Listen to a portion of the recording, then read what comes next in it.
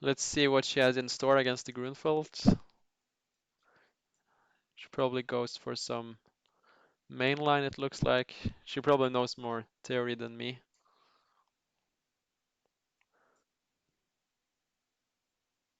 I'll play rook d8 next and try to put it in the line against the queen.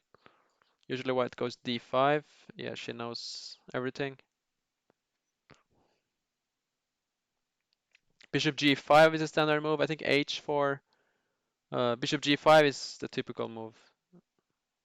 Provoke f6 and then you go back. I think bishop e2 I faced also. Or sorry, it was bishop e2 without d5. But I think there are many moves. I think bishop f4 I faced against Erwin Lamy. Maybe it was bishop g5 and then bishop f4. But this is the absolute main line. Knight c6. Like using this pin against the queen, she can't take.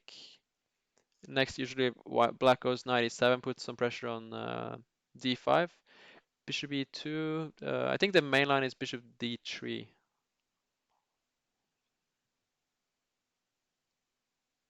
That being said, I'm not sure why bishop e2 is a bad move. So if I take, she takes.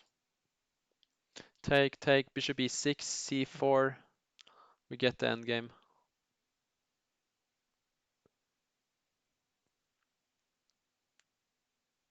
Mm.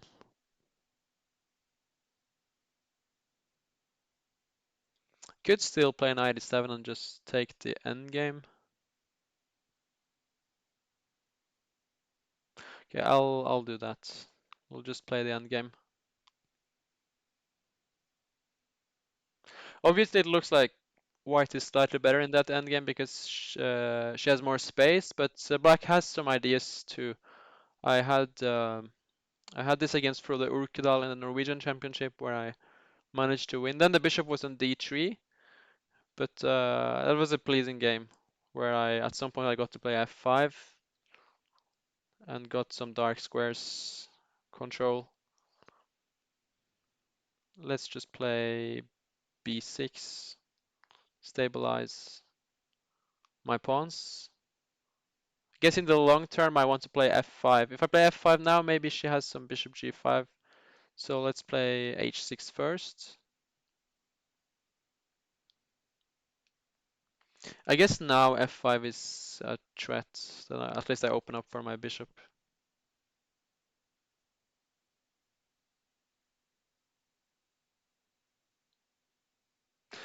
You feel like the king is so alone? Yeah, the king is. I guess you meant earlier. I mean, now kings are on the same place for white and black, but yeah, it could be dangerous if you don't know theory. a4, interesting. Maybe I should have played bishop d7 first to stop a4.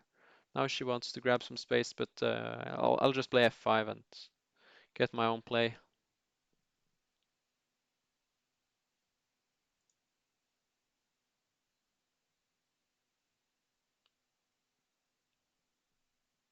If she takes, I take with a knight, and yeah, still don't. I'm still not threatening that pawn because she has bishop c4 winning the exchange. So maybe she can just play like a5. But I can take and maybe play bishop b7. So I feel like I should be happy with this position because she allowed f5 with good circumstances for me. Uh, so we can take bishop b7, rook d1, and there are some tactics. Let's just go bishop b7, put pressure on d5. She can take on e6, I'll play rook e8 and get the pawn back like that. She goes rook d1. So still, we can't really take that pawn because then she has bishop c4.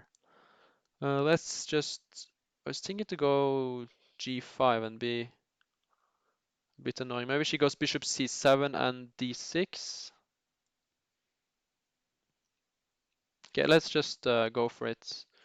Bishop c7, rook d7, d6. I'll go g4 there. Bishop e5 seems like an unfortunate blunder because after g4 I'm threatening the knight, and if the knight moves, the bishop drops, and if she takes the bishop first, I take on f3, threatening two pieces at the same time. So it's kind of unlucky for Ellen.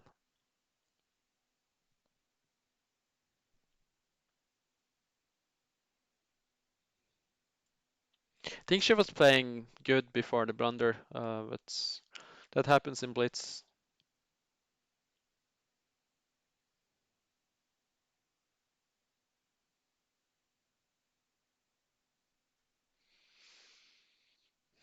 It takes on g7, I'll take on f3.